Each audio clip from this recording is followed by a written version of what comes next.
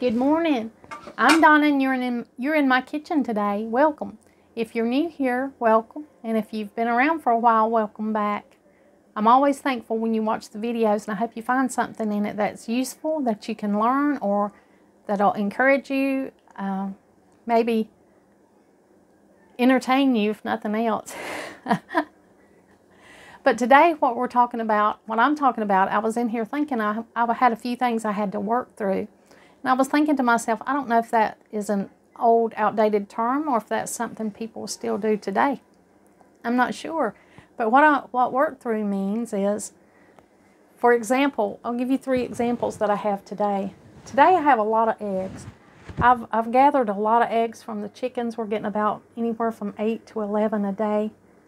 And so I'm getting an excess of eggs. So what I'm doing is I'm working through the oldest eggs so that I can use them up and I won't have to waste them. I can boil these up. Well, I'm going to steam them here in the Instant Pot and use these in recipes all during the week. We can have deviled eggs. We can have boiled eggs as a snack, and I can incorporate them in some of our dishes. So that's what I'm doing. I'm working through the older eggs. And here I have a little can of cherry pie filling. And what I'm going to do with this cherry pie filling is make a cobbler. A cobbler is a really simple, easy recipe. And so I'm going to throw that together today so that I can use up that cherry pie filling.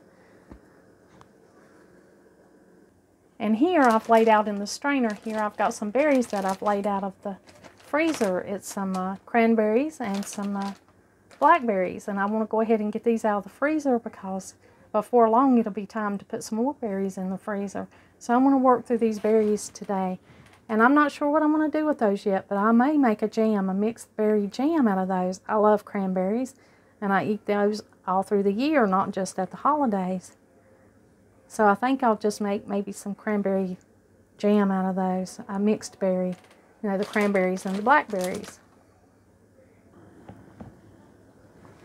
I was thinking maybe not everybody knows what working through is. I've heard of people that go through the refrigerator and throw away tons of food.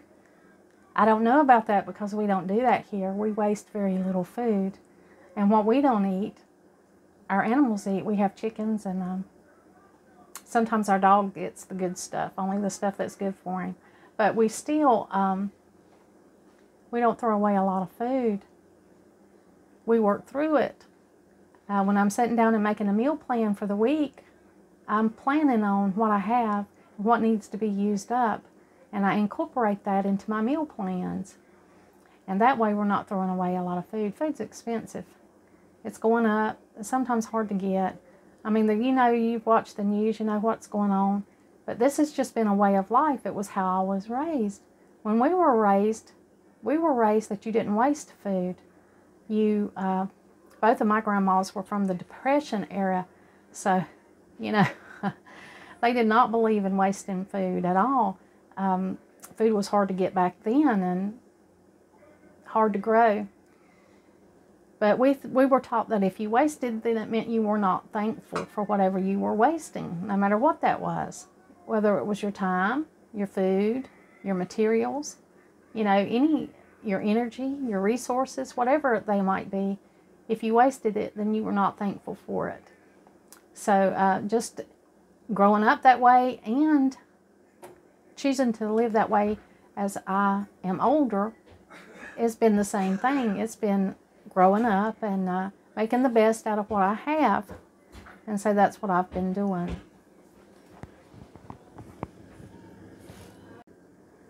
Okay, and working through these berries, I'm going to measure out how many berries I got here, because that'll determine how much sugar that I put in here, or juice. I may add some juice.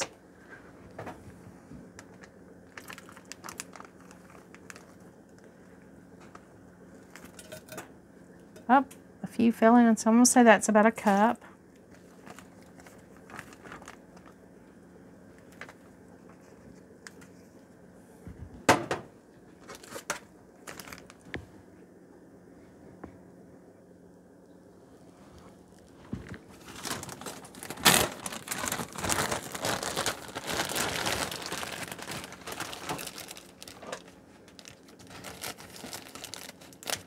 We'll go ahead and open these cranberries. That's the oven. I'm heating the oven up for the cobbler, so it's telling me that it's heated. So it's 2.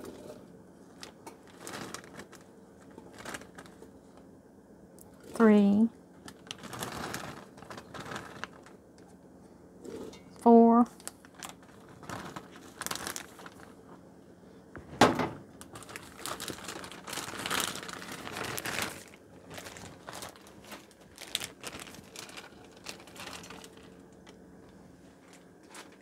'So that's about 4½ cups of cranberries, or fruit in total. The cranberries and the blackberries.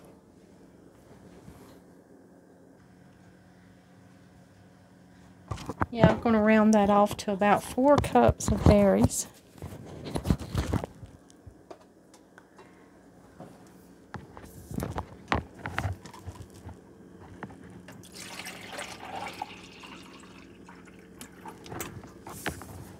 I'm going to put about 2 cups of cranberry juice in here.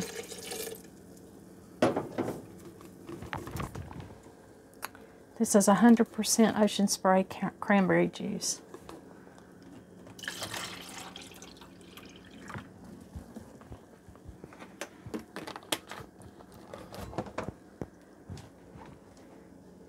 Two more cups. That's 4½ cups of berries, cranberries and blackberries, and 4 cups of cranberry juice.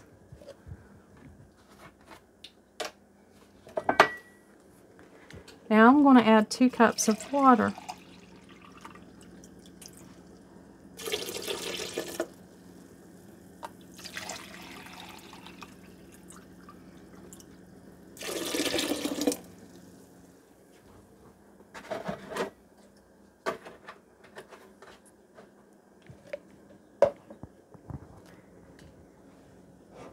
And I'm going to add 6 cups of sugar.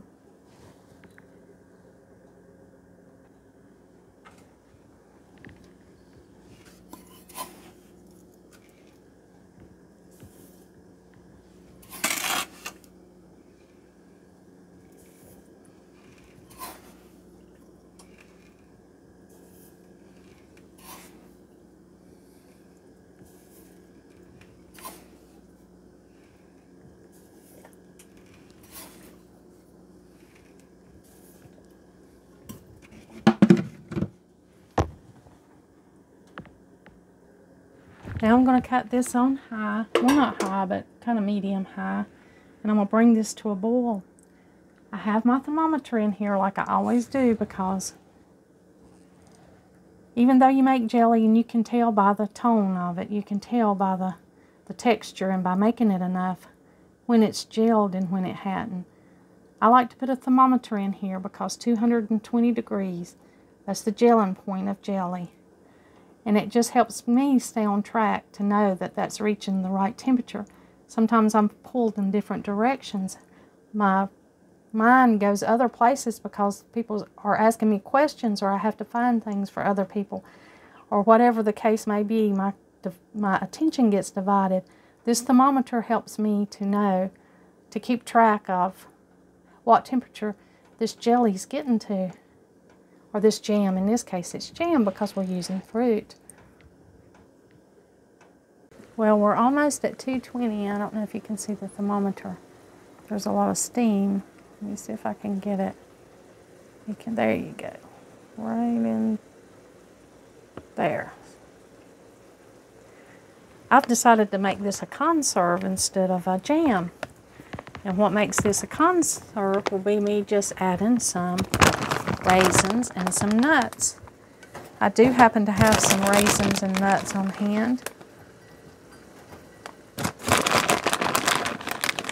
So I'm going to add about a cup of raisins.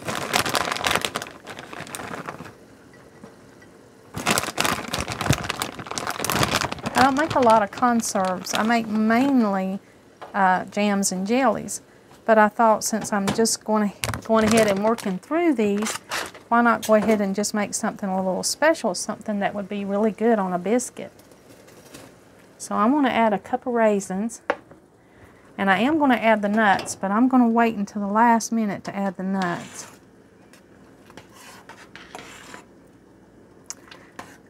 Now a conserve, you wouldn't cook quite as long as you would a jelly, because it really doesn't hold the shape of a jar. It's more like, you know, a fruit topping that you put on your biscuits or your toast.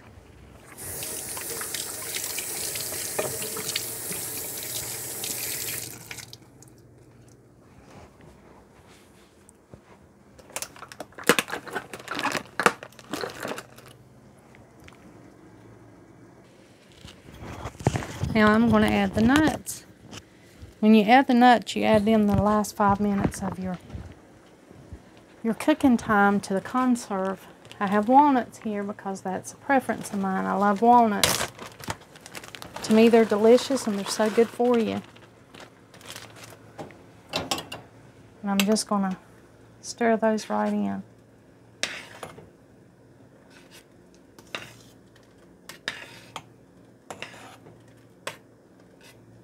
Now I'm going to set the timer for 5 minutes, and in 5 minutes this will be done.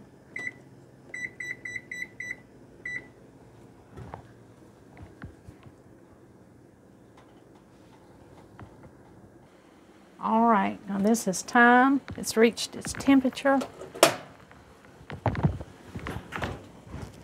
Get these jars out of the oven. My hot jars.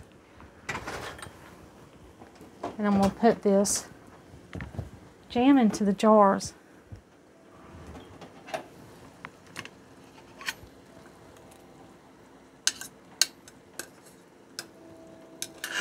Well, it's a conserve now. We added raisins and nuts.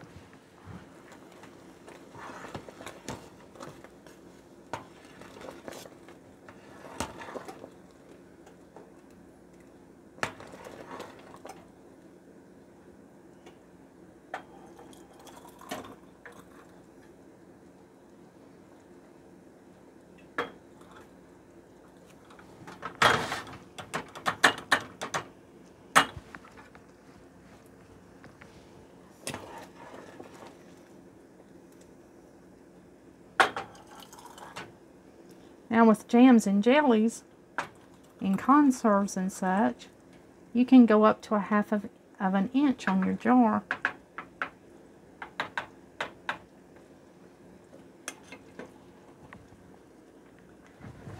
Here's your jars. These are just canning jars from the store. This here is an inch. It's an inch of headspace. You want to go half of that for a jam or a jelly or a conserve. Some things need a little more headspace, but for these, a half an inch is enough.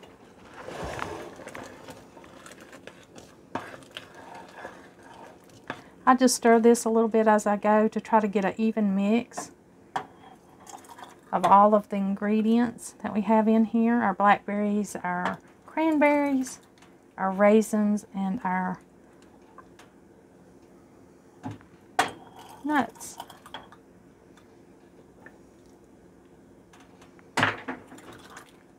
I added a little juice just to make it have plenty of, you know, good jelly around it so that it's not so thick of nuts and, you know, berries and stuff. And you can't put it on bread or toast.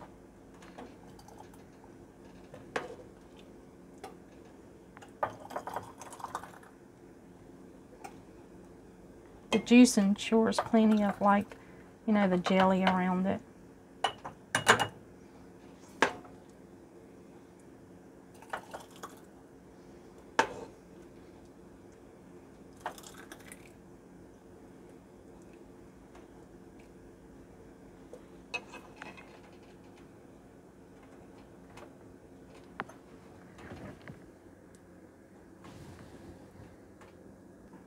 I tell you, making jams and jellies and conserves and things like this can be so much fun.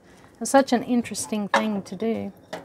And right here's the treat, just like And kids used to lick the icing off of their mixing spoons and stuff. Of course, they tell you not to do that now. But back in the day, that's what we loved to do. This is the little part you can taste. And you can tell about how it's going to thicken up by the way it does on this little testing plate. That is really good. It's a really good flavor. I'm going to wipe off these jar rims and put the lids on, and I'm going to process them for about 10 minutes. That's how I do it. Now this is the Ball Blue Book of Preserving. I don't know how long I've had this, but I've had it for a little while, and I have one other one. And it tells you the difference in conserves right here. The difference in butters, like apple butter, conserves, jams, you know, jellies. And it tells you all about jam and jelly making. There are a lot of books that you can buy that'll tell you about canning. And there's a lot of YouTube channels and other research that you can do that'll tell you all about canning.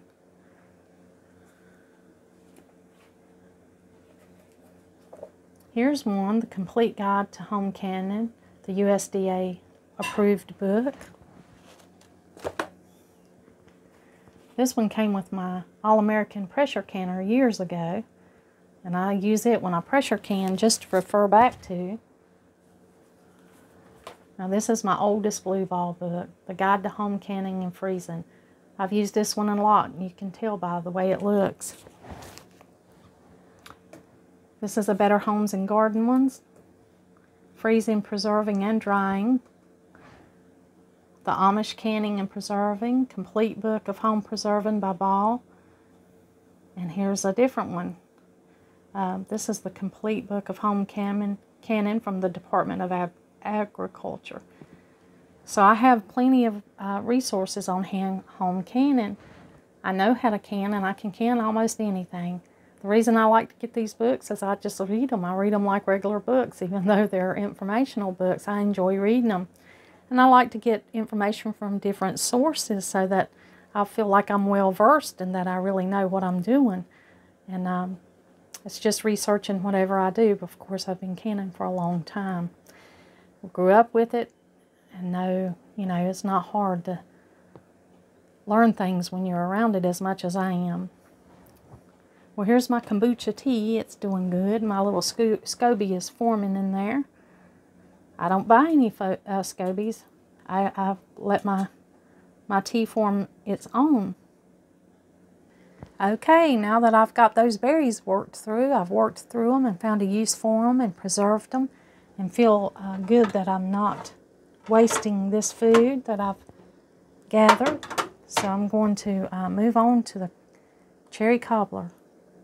Now we're going to move on to the last thing that I'm going to be working through today, and that's this cherry cobbler and pie filling that I've had on hand. I bought from the Amish store, and I'm going to go ahead and use it.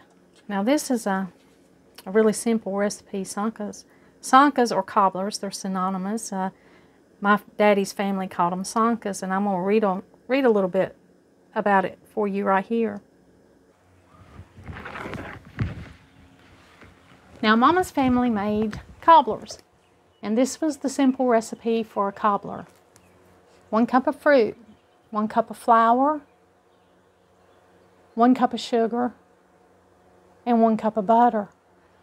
And that's what you made a cobbler out of. You mixed your flour, sugar, you mixed your flour, your butter together, and then you mixed your fruit and your sugar together.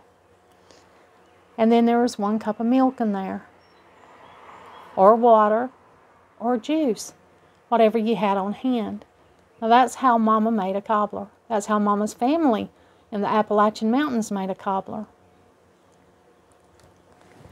So you took the 1 cup of flour, 1 cup of sugar, 1 cup of fruit, 1 cup of milk, water, or juice, whatever you had on hand. You'd mix the fruit, the liquid, the juice, milk, whatever you use, the water. You'd mix that with the fruit, and you mixed your sugar with the fruit. And then you took your butter and you mixed it with the flour. And you put your fruit and sugar mixture in your pan. And then you took the mixture that you made with your flour and butter and you mixed it in on top. You just put it on top and you mix it in. And that was their idea of a cobbler. And you cooked it at 350 degrees until it was done. That was about 25 or 30 minutes. And a lot of time, that cobbler was made in a wood stove. Now, Daddy's family made sonkers. I took a friend up to where my dad was born and raised in the little house that his family owned. And they still own it to this day, a tiny little 2-bedroom house. And he lived with his grandparents for a long time. And they were of German and Irish descent. His grandpa was German and his grandma was Irish. And so I'm thinking this sonker is a German recipe, but I'm not sure. But I'm going to read to you this article after going up there with me and my friend enjoying some sonker and learning about that. She found this article, and I don't even know where it came from. It came from the Southern Living magazine, and it's dated June 2018. But I'm going to read you just a little insert of this article concerning a sonker. Never heard of a sonker? You're not alone. It's a beloved dessert in a particular part of the South, Surrey, North Carolina. That's where my daddy's family was from. In the foothills of the Blue Ridge Mountains. To be precise, those familiar with sonkers agree that they must be baked in a large, deep pan, one that's big enough to feed hungry farm hands, and then topped with a creamy vanilla sauce called dip. We always used vanilla ice cream. And that's where the agreement ends. Opinions vary as to how the dessert is made. Some declare it must have a bottom crust, others argue it just needs a top crust, and the rest insist that a true sonker is made only with sweet potatoes. Everything else is simply a cobbler. Now, my dad's family called everything that resembled a cobbler, any fruit dish that was made with dough like that, a simple fruit dish that was put together like that. Daddy's family called them sonkers. Mama's family called them cobblers. But they were made very similar. They were made in the exact same way, really.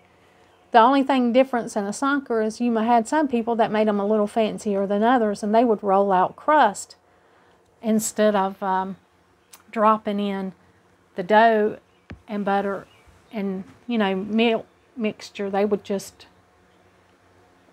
drop in, make crust to go on top of theirs. And they were delicious either way. Today we're going to make Mama's version. We're going to make a cobbler.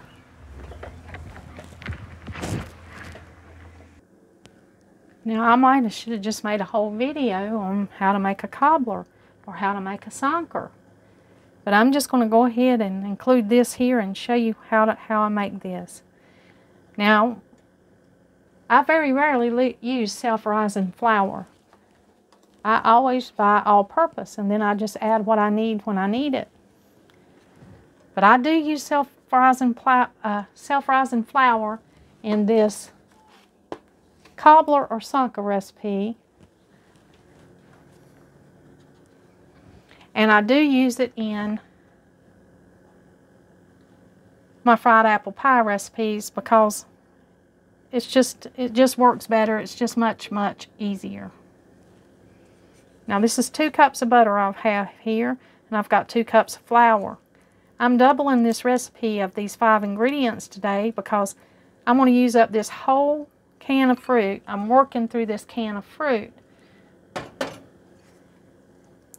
And in an effort to use that whole can, I'm going to have to double my cobbler recipe here. So I've got it's probably a 9 by 13 baking dish here, glass baking dish. I've added 2 cups of self-rising flour and 2 cups of butter. I'm going to work this in together. Now there's probably 100 better ways to make this than what I'm showing you, but I'm showing you the recipe that we grew up with. On Daddy's side of the family and Mama's. Mama called them cobblers, Daddy called them sonkers. Now as you can see, this makes kind of a doughy texture.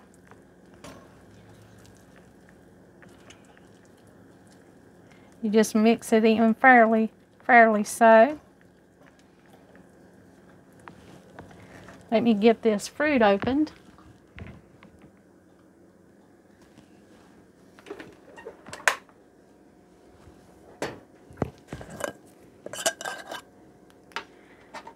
So I'm going to add this can of fruit. Of course, now most of ours were made with fresh fruit. There was a lot of orchards up there around where Daddy lived. And his family, some of them owned orchards.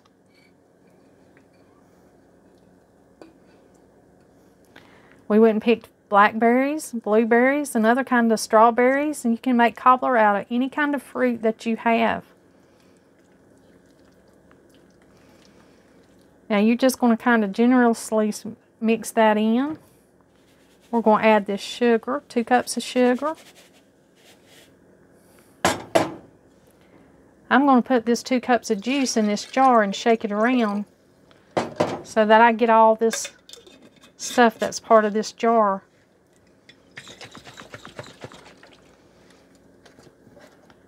In the cobbler. Now remember, you could use milk, juice, or water as the liquid in your cobbler.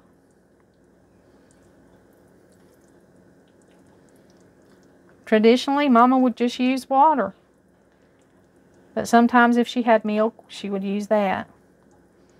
Now, as you can see, we're not going too in depth here to make this look a particular way. We're just swirling in.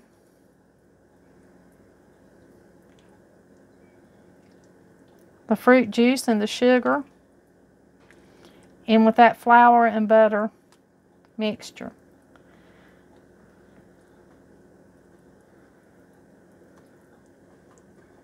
Now I'm going to put this in an oven, a 350-degree Fahrenheit oven, and I'm going to bake this for about 30 minutes, and then I'll come back and show it to you.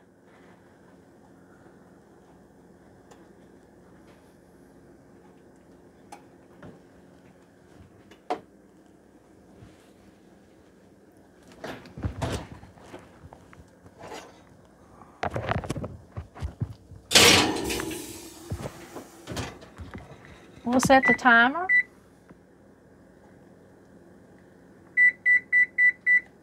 And then we'll come back and check that in 30 minutes. Alright, our timer's gone off. So it's time to get out the cobbler. Or the sonker. I can't put my microphone on because it gets in the oven.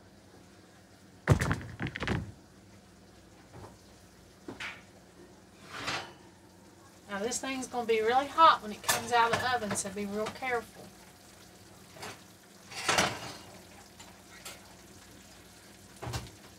And it looks a little runny. But the thing about this is, when it cools off, it'll be firmer.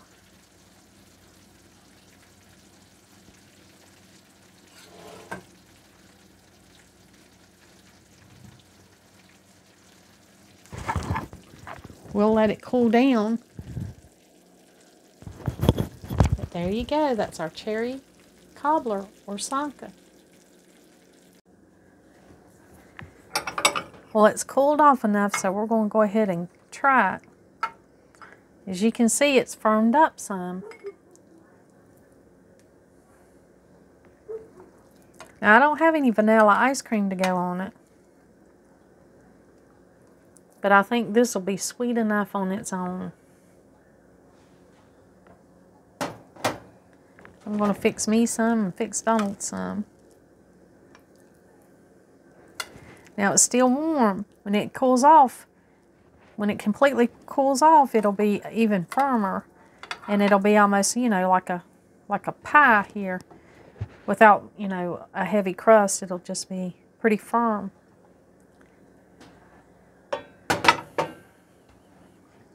Well, I hope you enjoyed being in the kitchen with me today. I hope you enjoyed learning how to work through things. We're working through our things that we need to use up before they go bad, or things that we need to use up to make space for something else. Thank you for joining me today, and good luck working through all you have to work through today.